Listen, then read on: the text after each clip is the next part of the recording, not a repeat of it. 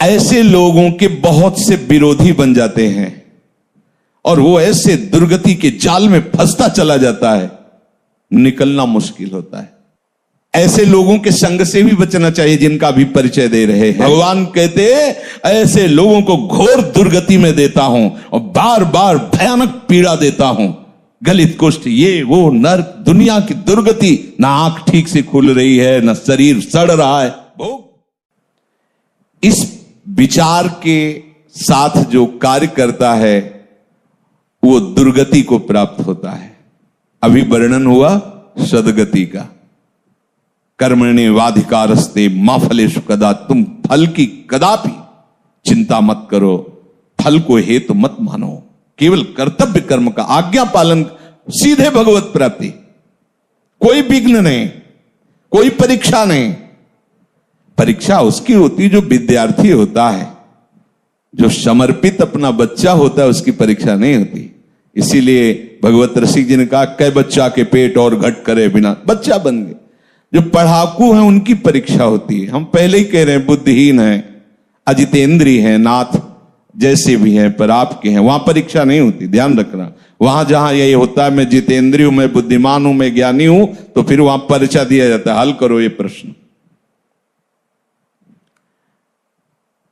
ऐसे लोगों के बहुत से विरोधी बन जाते हैं और वो ऐसे दुर्गति के जाल में फंसता चला जाता है, निकलना मुश्किल होता है।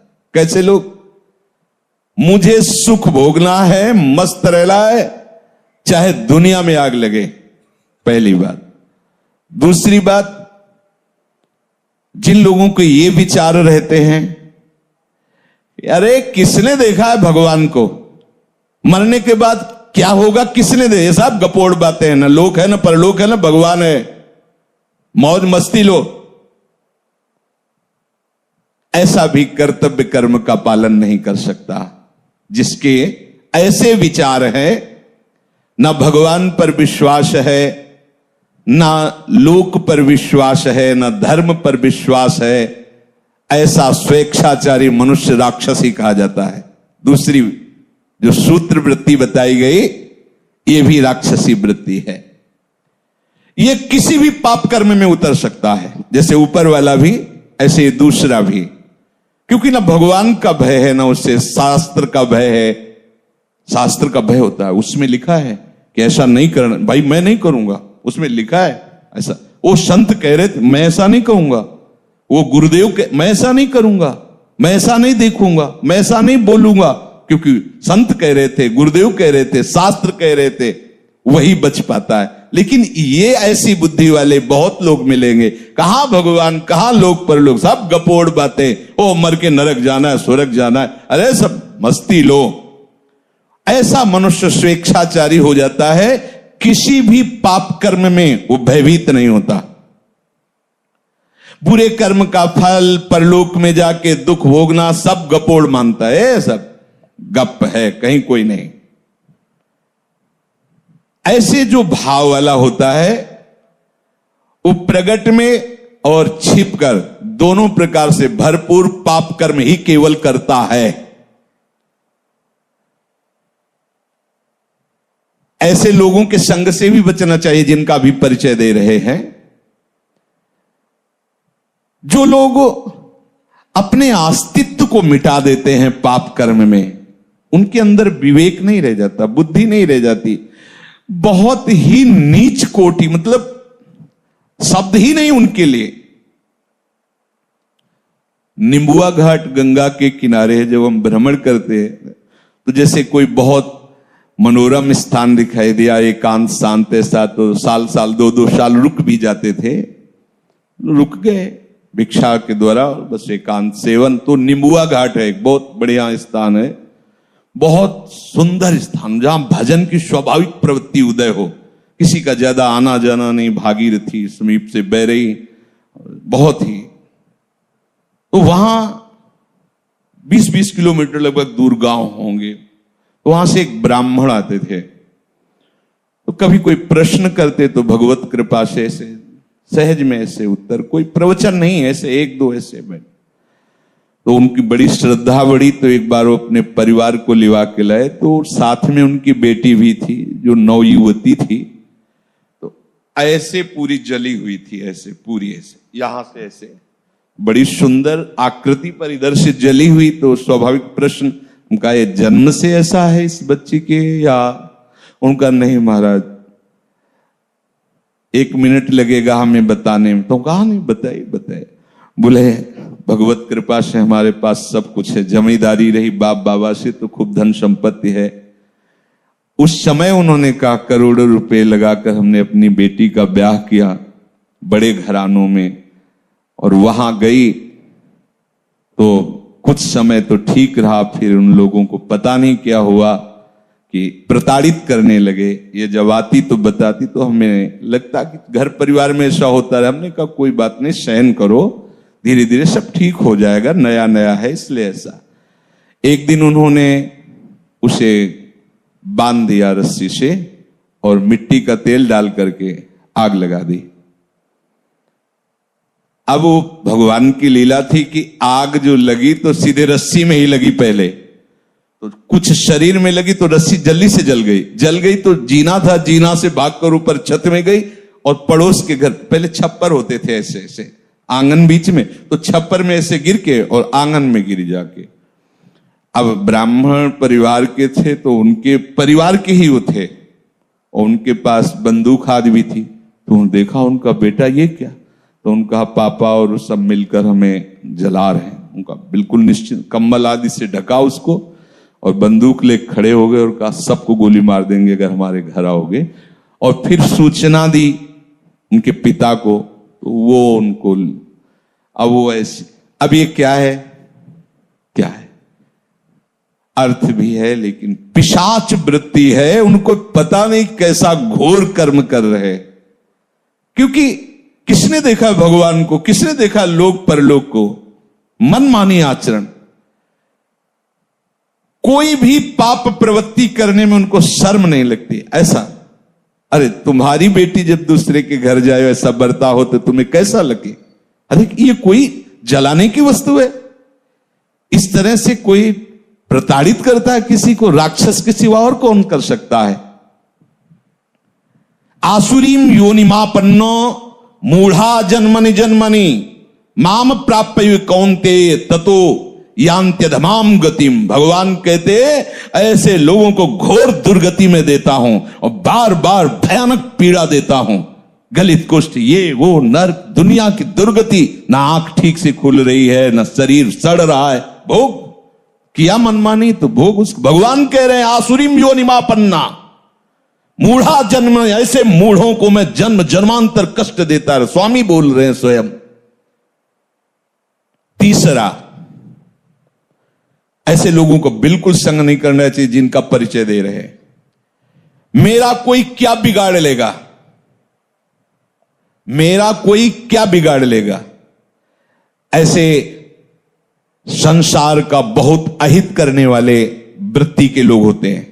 बहुत अहित कर, मेरा कोई क्या बिगाड़ लेगा, मैं जो करूंगा जो करूंगा। किसी से ये ठीक से बात भी नहीं करते ऐसे लोग, अहंकार से भरे रहते हैं। अभिमान के कारण इनकी शत्रुता ही बढ़ती रहती है। अपने बंधु बांधवों का भी ये हित नहीं कर सकते ऐसे स्वभाव वाले लोग। ये फलस्वरूप सबसे घृणा करते हैं और स्वयं सबके घृणा के पात्र बन जाते हैं। ये केवल अपने अभिमान की पुष्टता के लिए ही कर्म करते, जो करने की भावना भी बनती है तो ऐसे लोगों से दूर रहना चाहिए। चौथे, क्या करूं, मैं तो निरुपाय हूं, सुनता तो हूं शास्त्र की बात, भजन करना चाहिए, सत्य से चलना चाहिए, व्यभिचार नहीं करना चाहिए, चोरी नहीं करना चाहिए, समझता हूं, पर मैं ऐसा कभी कर नहीं पाऊंगा। वो तो कोई अवतारी पुरुष होते हैं जो भजन आदि करते हैं, हम लोगों के तो और बस विषय सेवन, ये थोड़ा सा इनकी थोड़ा सा बुद्धि प्रकाशित है, वो इतना तो मानते हैं कि जो शास्त्र और संतजन कह रहे हैं सत्य है, पर मैं ये कर नहीं पाऊंगा, ये भी चौथे नंबर पे हैं। ऐसे लोगों का भी संग नहीं करना चाहिए। भाई मेरे से भजन होता नहीं है, हाँ ठीक है, भजन करना वो संत महात्माओं का काम है, हमारा काम नहीं है। हमारा काम है केवल माया प्रपंच में फंसे रहना। तो ऐसे भी लोगों का संग नहीं कर, ऐसे लोग भी वो कर्तव्य कर्म का पालन नहीं कर सकते।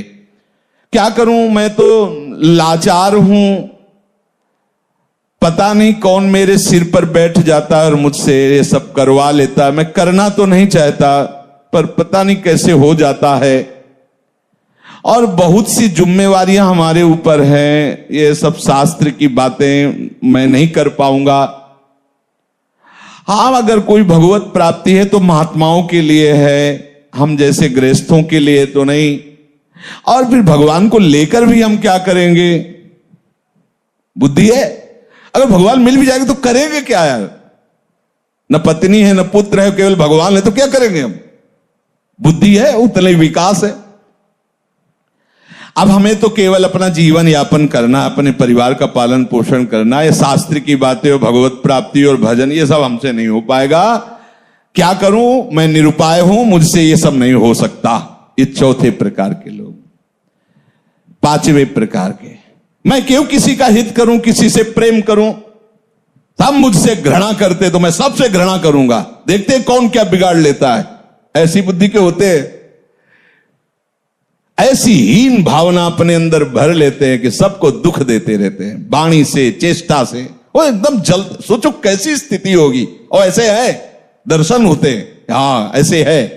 अगर होते तो लिखा कैसे जाता शास्त्रों में? वो इतनी घृणा दूसरों से करने लगते हैं कि उनको अपना भी जीवन भार लगने लगता है। जैसे आत्महत्या आदि ऐसे निंदनीय कार्य जो करते हैं, लगभग ऐसे ही स्वभाव से। जब दूसरों का बहुत हित किया जाता है तो अपनी बुद्धि खुद निर्णय कर देती है कि इससे अच्छा है मर जाओ, और वो ऐसा उपाय करने लगता है कि यार वो एकदम निराश, एकदम हताश, अपने ऊपर घृणा आ जाती है। ऐसे लोग कुछ मिनट में आपके सारे सत्संग पर पानी फेर सकते हैं, ध्यान रखना। इसीलिए भगवान राम के वचन है, बर भल बास नरक करताता, दुष्ट संग जनि देव। भले नरक का बास मिल जाए, लेकिन ऐसे दुष्टों का संग ना मिले। छठवां, क्या करूं, मैं तो बस दुख भोगने के लिए पैदा हुआ हूं, सब सुखी हैं, मेरे ही हिस्से में पूरा दुख दिया, नहीं बजता भगवान को, चलूंगा विरोध में चलूंगा, और कितना दुख देंगे। वो और उत्साहित होकर पाप कर्म करता। बुद्धि देखो कैसे प्रेरित करती है। बड़ा चिड़चिड़ा स्वभाव, नाक में गुस्सा, कोई बोल दे तो पीटने का भाव, एकदम ऐसे मिलते हैं।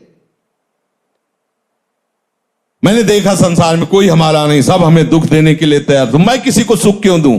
बख्शूंगा नहीं, अगर कोई छेड़ेगा तो समझ लो एकदम उदासी, निराशा, क्रोध, उद्विग्नता, मस्तिष्क विकृति, उन्माद, ये इसके मित्र होते हैं ऐसे लोगों के। सातवां, जगत में कोई भी अच्छा नहीं, सब दुष्ट स्वभाव वाले, बुरे गंदे लोग हैं, कोई अच्छा नहीं। फिर मैं इनके साथ अच्छाई क्यों करूं? जो जैसा होता वो वैसे ही करना चाहिए, दुष्टों के साथ दुष्टता ही करूंगा। ऐसे भी है ऐसे भी। वो जिसको देखो उसमें दोष ही निकालेंगे, कहीं भी गुण बुद्धि उनकी नहीं होती। अतएव न वो अपना भला करते, न वो दूसरों का भला होने देते। आठवां, मुझे ऐसे कार्य करना चाहिए कि अंदर से भले मैं वैसा नहीं हूं, लेकिन लोग मुझे ये कहें कि बहुत बढ़िया है। ऐसे ये थोड़ा सुधार की तरफ है। इतनी तो बात समझ में आ गई कि मुझे ऐसे कार्य करना चाहिए कि लोग कहें कि ये बढ़िया है।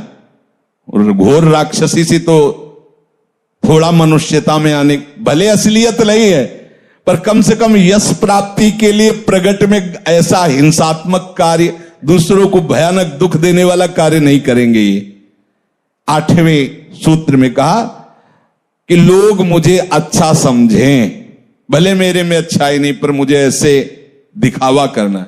भैया ऐसे ही हो तो भी चलेगा, कम से कम दिखावे के लिए ही सही। किसी की हिंसा न करे, किसी की चोरी न करे, किसी के व्यभिचार न करे।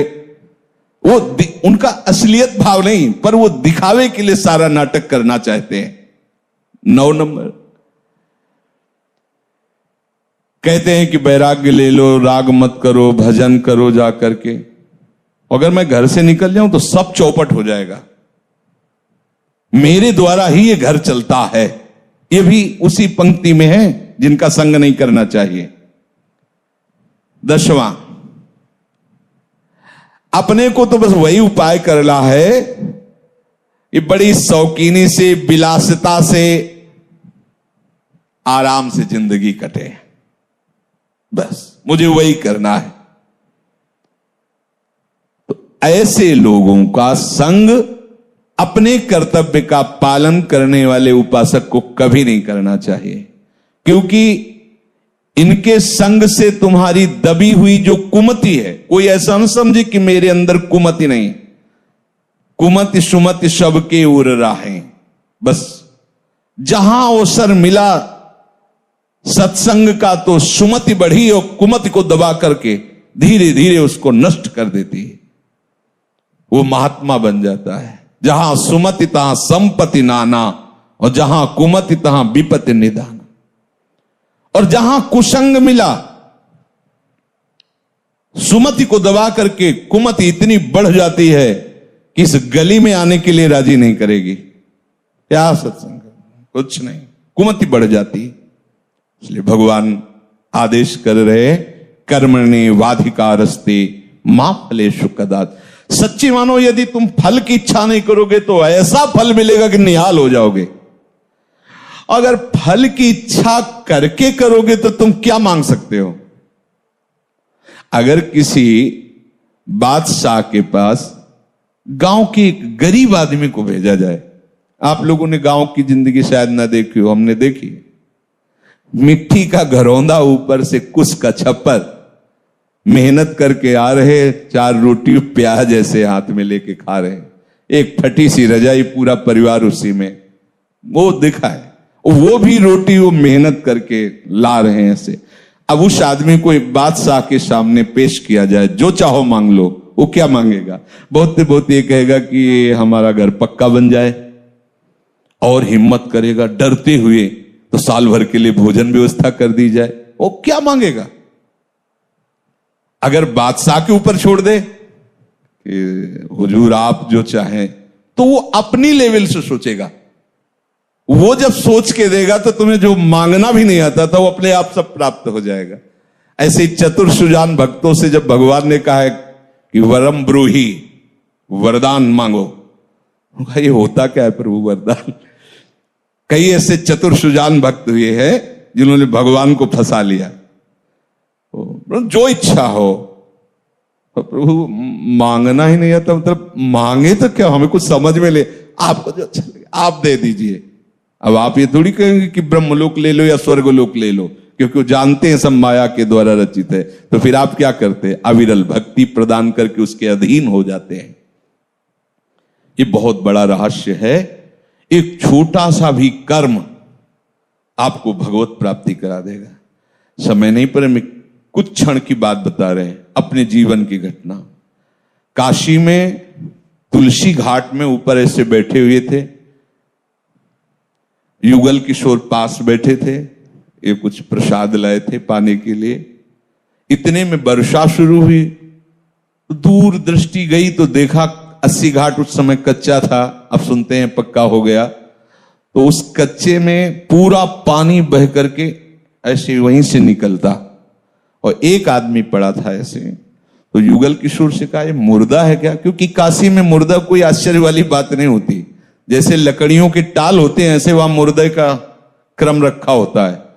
अखंड चिता जलती रहती, अखंड चित। दशाश्वमेध घाट में सैकड़ों चिताएं जलती ही रहती है, महाश्मशान जलती ही रहती। वहां मुर्दा कोई खास बात नहीं होती। अरे मुर्दा वह तो एक साधारण बात है, चिता भस्मा लेपो गरल मसनम, वो महादेव की नगरी। उनका नहीं महाराज, मुर्दा नहीं, इसे कुष्ठ रोग है, चल नहीं पा रहा। हम कहा यार पानी वर्षा अभी आ रहा है और ये तो बह के गंगा में, अरे बोले काशी है बाबा। कहा इसे कैसे सामने देख रहे हैं यार, वो जिंदा है। वो उठे और सीढ़ियों, बहुत ऊंची ऊंची सीढ़ियां हैं, सीढ़ियों से उतर करके जले गए तो काफी पानी आ चुका था। वो बस ऐसे गर्दन लेटे हुए थे ऐसी जगह, और ताकत थी उस समय, तो ऐसे उठाया उनको, सीढ़ियों से चढ़ते, एक बारंडा टाइप था बीच में, वहां ले गए। तो कुछ संत जन बैठे थे जो ऐसे ही घाट में रहते। इसको क्यों ले, हम कहा ये गति आपकी भी हो सकती है, हमारी भी हो, आपको ऐसा नहीं कहना चाहिए। और थोड़ा आवेश में बोले तो शांत उनको लिटाया और अपने वस्त्र से ऐसे, तो उनकी जो दृष्टि उस समय हमें प्राप्त हो रही थी वो हम बता नहीं सकते आपको। कुछ हो रहा था और ऐसा लग रहा था कुछ मेरे अंदर जा रहा है, मतलब एक अपार आनंद। वो जो दृष्टि से जो देख, वो बोले तो कुछ नहीं, दृष्टि से जो ऐसे जब पूछ रहे थे उनके मुख और ऐसे, तो जो दृष्टि से देख रहे थे तो ऐसा लग रहा था कि हमारे आराध्य देव भगवान शिव ही मुझे देख रहे। और जब जाने लगे तो ऐसे हाथ ऐसे जैसे ऐसे ऐसे, बस वहीं उसी घाट में स्मरण हुआ कैसा होगा वृंदावन। उसी घाट में संत आते और हमें रास में ले जाते हैं और वहीं से भूमिका बनती वृंदावन की। और ये सब एक छोटा सा निष्काम कर्म आपको ऐसी महान वस्तु दे सकता है जो किसी भी साधना से नहीं मिल सकती। इसलिए हमारे सिद्धांत में वाणी में लिखा हुआ है, सुख देवे को चाहो। ये बहुत बड़ी बात है। ये सकामी पुरुष नहीं समझेंगे कि अरे क्या, अरे ये महाफल की प्राप्ति कर, सीधे प्रभु को अधीन, सीधे प्रभु का साक्षात्कार, सीधे प्रभु का प्रेम। इसलिए इस बात पर विचार कीजिए, कोई भी कर्तव्य कर्म फल की आकांक्षा मत रखिए। जो आपको जैसे सेवाएं मिली हैं, जो भी घर गृहस्थी की, व्यापार नौकरी की, श्री जी की जो भी सेवा, ये सब केवल प्रभु की आज्ञा है ऐसा मानकर, गुरु आज्ञा, शास्त्र आज्ञा की, तो आपकी गृहस्थी सेवा भी, आपको अभी जो चरित्र सुना रहे को अपना सेन जी अपना ही कर्म कर रहे, सुपज वाल्मीकि अपना कर्म कर रहे, सब अपने सदन जी अपना कर्म कर रहे, उसी से उनको भगवत प्राप्ति हो रही। भगवान नाम स्मरण, भगवत भावना से किया हुआ प्रत्येक कर्म भगवत प्राप्ति कराने में समर्थ है। शेष चर्चा आगे। श्री राधा।